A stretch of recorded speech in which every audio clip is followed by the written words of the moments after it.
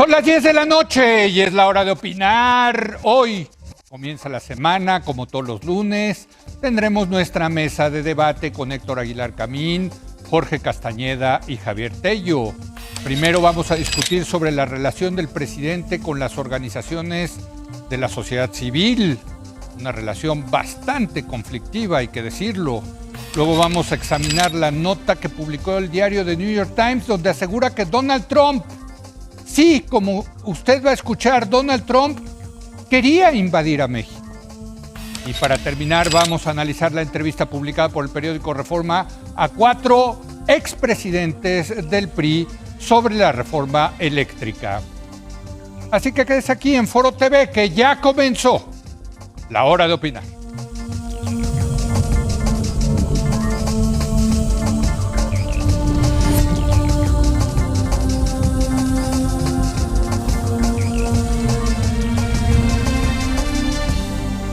Muy buenas noches. La semana pasada abordamos el tema de la relación del presidente con los empresarios. Hoy toca el turno de la relación que ha tenido el mandatario con las organizaciones de la sociedad civil.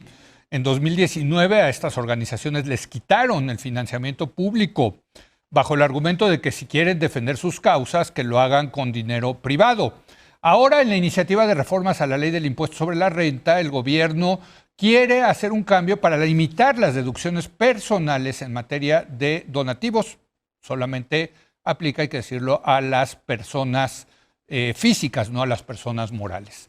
Bueno, desde que comenzó su administración, el presidente ha tenido una relación difícil, por decirlo menos, con la sociedad civil, a quien también considera como parte del conservadurismo.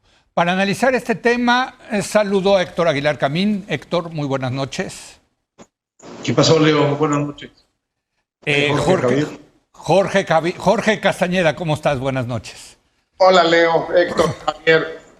Bueno, y Javier está aquí en el estudio. ¿Cómo estás, Javier? Leo, muy buenas noches. Jorge, Héctor, muy buenas noches. Oye, hay que decirlo, es un gran tema este de las relaciones de los gobiernos con las organizaciones de la sociedad civil.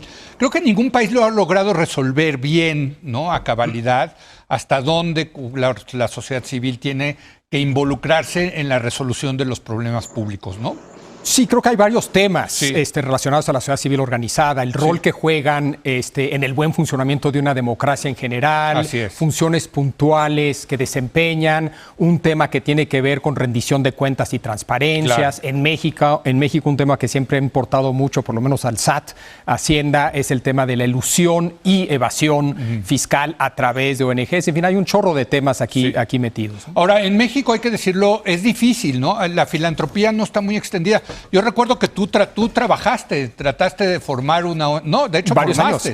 Una ONG, y es un dolor de muelas, ¿no? En efecto, no solamente me tocó trabajar varios años en una organización de la sociedad civil, sino que también tuve la suerte de participar tangencialmente en un estudio que se hizo sobre la situación de la filantropía, el sector no lucrativo, organizaciones de la sociedad civil, un estudio que hizo el ITAM, y participé en ese estudio parcialmente. Sí.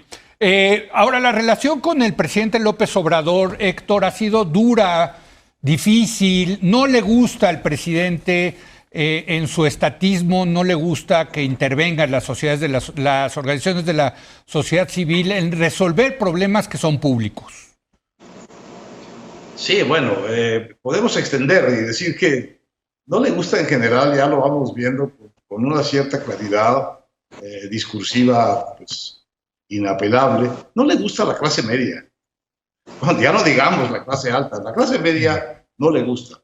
Y la clase media organizada, pues menos, porque a la clase media como tal, pues la ve como un conjunto aspiracionista, de gente egoísta que no quiere nada más que mejorar en la vida y tener cosas de consumo, comprarse 4 trajes en lugar de tener solo los 2 que se hacen falta. Es una gente, digamos, que ha estado completamente, digamos, envenenada, aspiracionismo de la sociedad de consumo y todas esas cosas. Entonces, esa sociedad a él no le gusta. Esa parte de la sociedad a él no le gusta. Y esa parte de la sociedad organizada, y organizada además pensando él que puede haber algo de dinero que debía llegar al erario y que llega a estas organizaciones, bueno, pues se juntan ahí dos de las cosas que desprecia y que quiere combatir. Entonces, me parece que encuadrado en este marco más amplio, empieza a tener un poco más de sentido el ataque sistemático, recurrente, a distintos flancos, a distintas instancias, pues en donde lo que rige fundamentalmente pues son los valores aspiracionales, digamos, civilizatorios, pues de las clases medias modernas, ¿no? Que pues no tienen mucho que ver con este otro mundo mitológico, mágico, de la sociedad profunda mexicana, todas esas otras cosas que son pues, etiquetas que también describen muy mal la realidad, describen muy mal lo que es el mundo de la privación, el mundo de la tradición, el mundo de la riqueza histórica, popular, social del país. Pero creo que estamos viendo a un presidente que, como decía Jorge antes del asunto del castrismo, aquí también se ha quitado todas las máscaras respecto de cuál es la parte de la sociedad que a él no le gusta, la parte de la sociedad que quiere disminuir, no desaparecer, ya sería demasiado, pero sí disminuir y ponerla en su lugar respecto del resto de la sociedad, que es la sociedad pobre y popular que a él le gusta, y sobre todo respecto al Estado, que no está ahí para andar financiando ocurrencias de esta sociedad civil organizada. Con las universidades le pasa un poco lo mismo. Y le pasa un poco lo mismo con los científicos, y le pasa un poco lo mismo pues, con los que estamos sentados aquí en esta mesa. Así es. Jorge, ahora hay que decirlo, muchas de estas organizaciones, la verdad, hacen una labor, a mí me parece muy respetable y admirable, sustituyendo al Estado en donde el Estado ha fracasado, por ejemplo, en medicinas para los niños con cáncer. Bueno, Leo, yo creo que hay que colocar todo este tema en un contexto adecuado. La sociedad civil mexicana es débil y es incipiente. Débil, es decir, comparado con otros países de PIB per cápita semejantes al nuestro, hay menos organizaciones de la sociedad civil, menos personas involucradas en esas organizaciones, son organizaciones más débiles o menos prósperas, menos extensas, menos involucradas. Y segundo, es una sociedad civil incipiente, tiene 40, 50 años, salvo, obviamente, algunas instituciones de filantropía en el sentido más estricto de la palabra. Porque hay muchas razones, pero una de las razones, obviamente, es el Estado fuerte mexicano.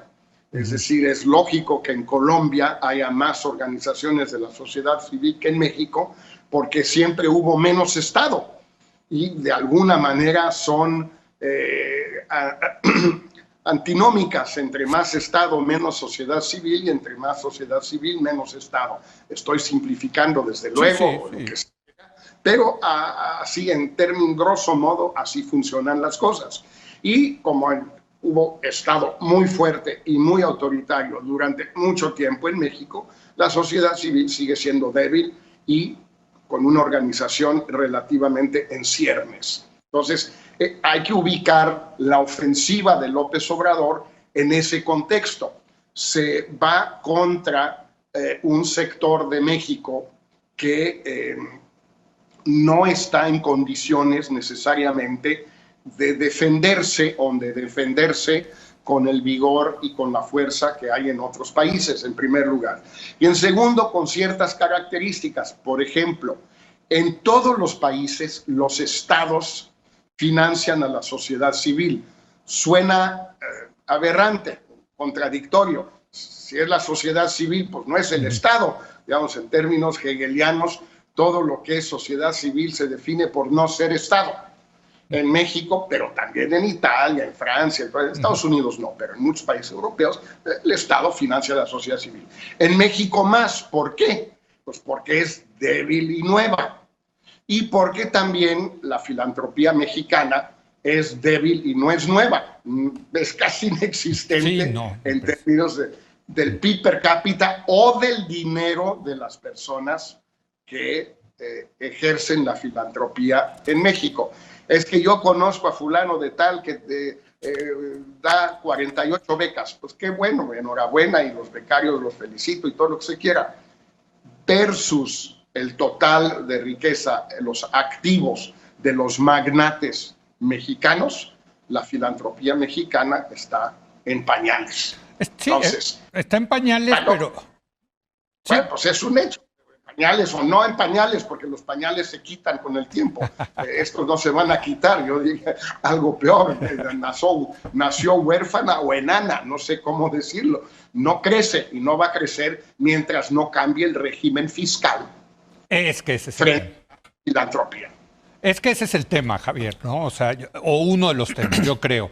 O sea, a ver, todos los que estamos aquí sabemos que en Estados Unidos hay una muy vigorosa sociedad civil, organizaciones de la sociedad civil, porque hay incentivos fiscales. Yo estaría en desacuerdo. El tema de los donativos, o sea, el que tú puedas donarle y deducir prácticamente todo eso, es fundamental en Estados Unidos. Es una variable, pero la sociedad civil organizada en Estados Unidos ha sido fuerte. Sí, históricamente. Históricamente, totalmente. Mucho antes de que hubiera un tema fiscal. Sí, entonces yo no me enfocaría en el tema fiscal y menos como variante determinante.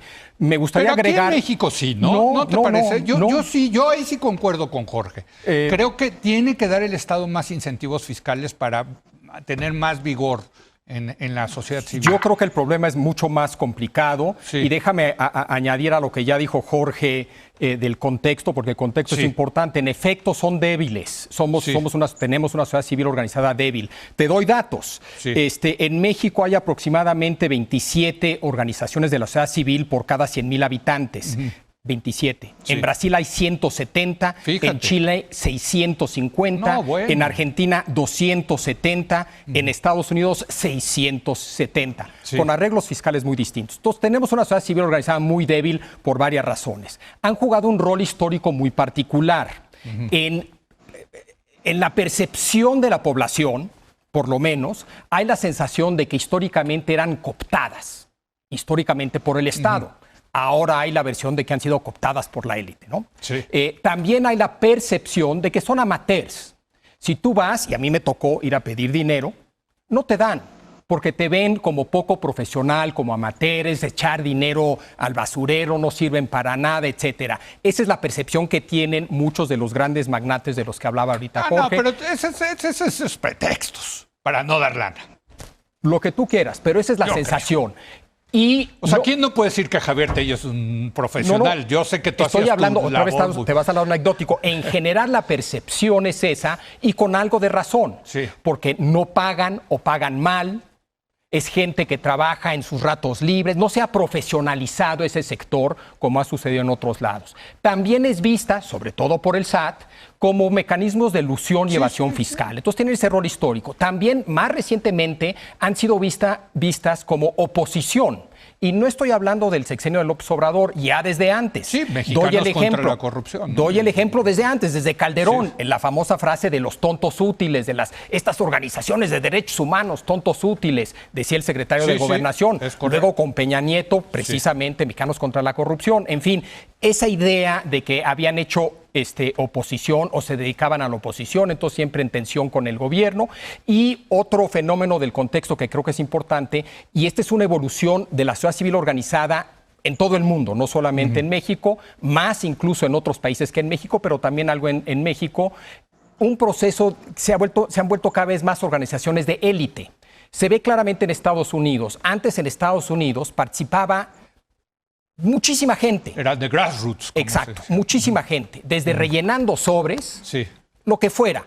Ya cada vez menos y cada vez más son gente. La Fundación Gates es un claro ejemplo. No, bueno, son hablando de profesionales. Profesionistas muy bien pagados. Se ha vuelto cada vez más, muchas de ellas instituciones de élite, y han generado un enorme debate, un genuino debate sobre, por ejemplo, como decía Jorge, si la está financiando el gobierno, ¿por qué no rinden cuentas?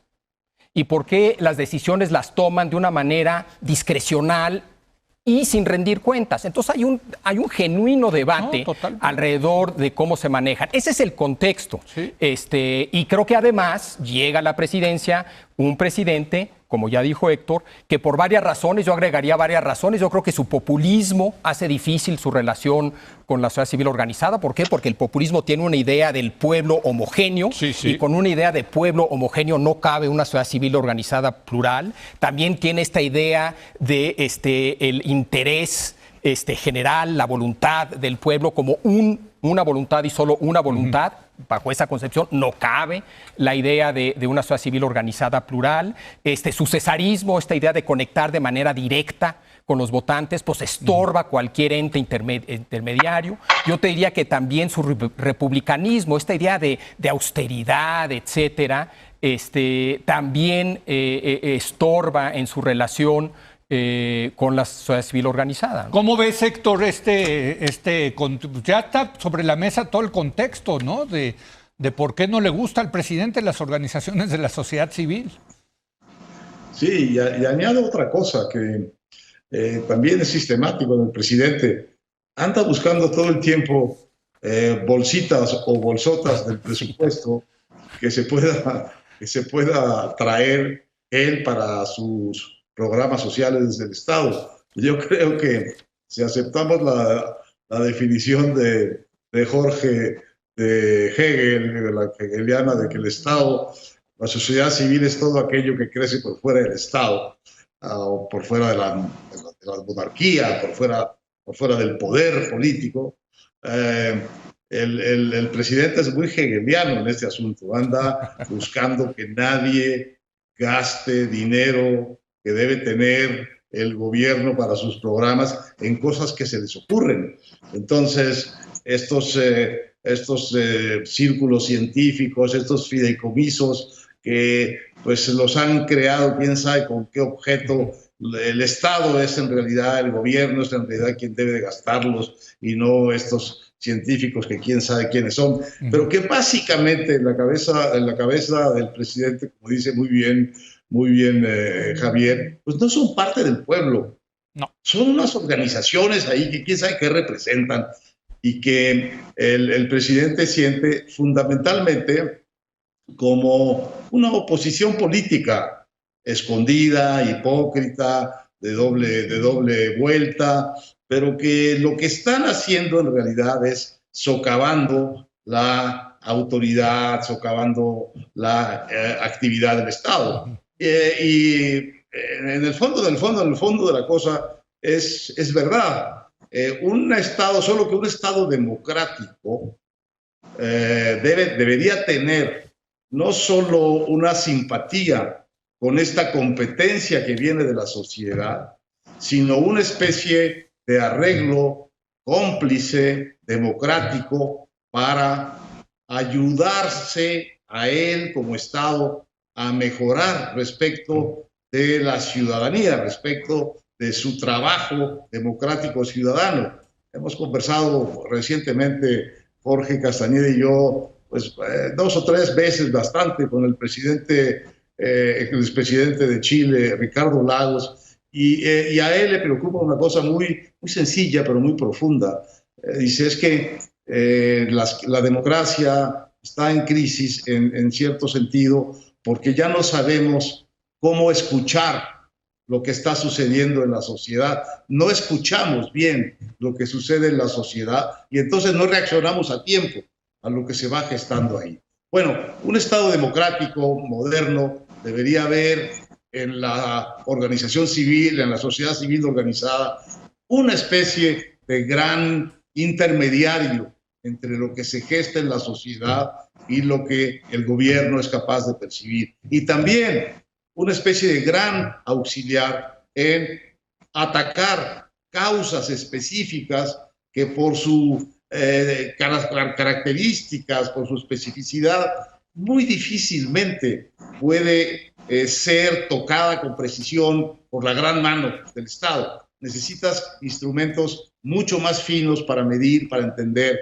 para incluso canalizar recursos. Entonces, yo creo que sí estamos ante una idea de que toda esta sociedad civil organizada es una oposición que le compite al Estado de mala manera, en lugar de una actitud de colaboración, de aceptación, de impulso incluso de este tipo de organizaciones de la sociedad civil. Pero es verdad que esta alergia a la sociedad civil organizada no es privativa de López Obrador, quizá está más acentuada, pero la hemos visto a muchos amigos padecerla con otros gobiernos también.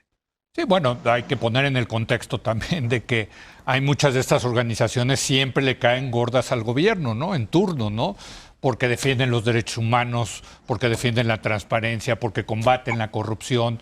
Y eso no les gusta a los gobiernos. Bueno, parte de la función de algunas de ellas es dar lata. Exacto. Y eso es una función muy valiosa. Los famosos watchdogs, ¿no? Sí. Que les dicen en Estados Unidos que son estos perros guardianes, ¿no? O que están observando al poder, ¿no? Y que claramente les incomodan. Jorge.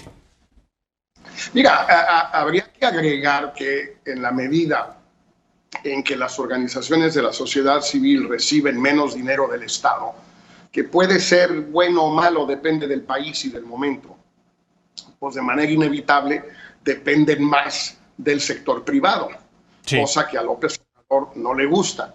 Y en la medida en que el sector privado se espanta, cosa que sucede en México y en muchos países con gobiernos como el de López Obrador, pues las organizaciones de la sociedad civil se ven obligadas, y aunque no se espanten los privados, a recurrir a financiamiento externo.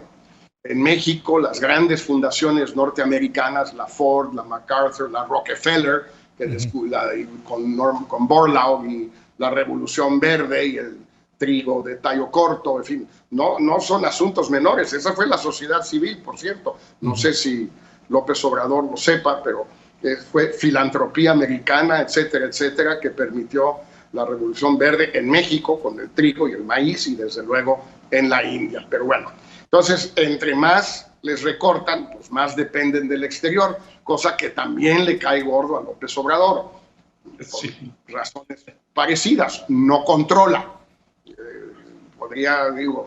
Sí se acuerda él seguramente de la cancioncita tonta de Flans, pues sí, pues no controles, pues no controla él, no hay cómo. Por más que les pida a los americanos que ya no le den dinero a fulano o a mengano, aquí o allá, pues lo harán o no lo harán, pero en términos generales es un financiamiento y un apoyo no fácilmente controlable, a menos de que recurras a medidas como las de Daniel Ortega, que hizo aprobar por el Congreso una ley que prohíbe, que considera un delito de traición a la patria el recibir financiamiento externo para organizaciones de la sociedad civil. Bueno, entonces hay esa lógica, yo creo, es una dinámica infernal, porque es inevitable que lleve a eso. Entre más le recorta el gobierno el financiamiento a las organizaciones de la sociedad civil, más dependientes del sector privado y del extranjero se van volviendo. Es inevitable.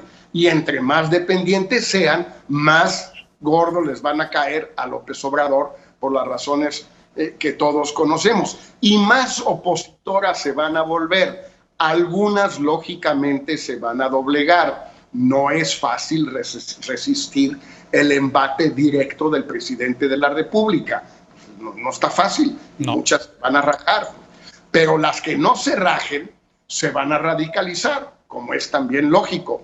Y entonces, si eran antes de oposición moderada o neutras, se vuelven de oposición o de oposición radical.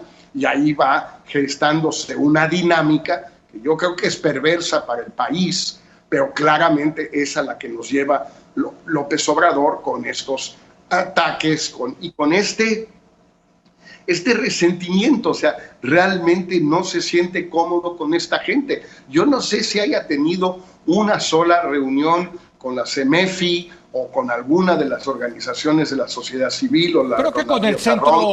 Los del Centro PRO acompañan a los familiares de las víctimas de Ayotzinapa, ¿no? Por cierto, todo mi respeto al Centro PRO, hay que decirlo. A PRO y a la Academia Mexicana de Derechos Humanos, o sea, son muchas organizaciones, pero las grandotas, las filantrópicas grandes, que no son esas, no. O las pequeñas de derechos humanos o de las de lucha contra la corrupción o la transparencia, o todas esas. Yo no sé que haya celebrado una sola reunión con ellas en lo que va de la mitad del sexenio ya. Así es. Oigan, tengo que hacer una breve pausa porque tenemos más temas que debatir. Vamos a regresar con este tema. Imagínese usted, resulta que Donald Trump, cuando era presidente de Estados Unidos, consideró invadir a México y nadie dice nada aquí en el país. O sea, bueno, en fin, vamos a regresar con ese tema en un momento más.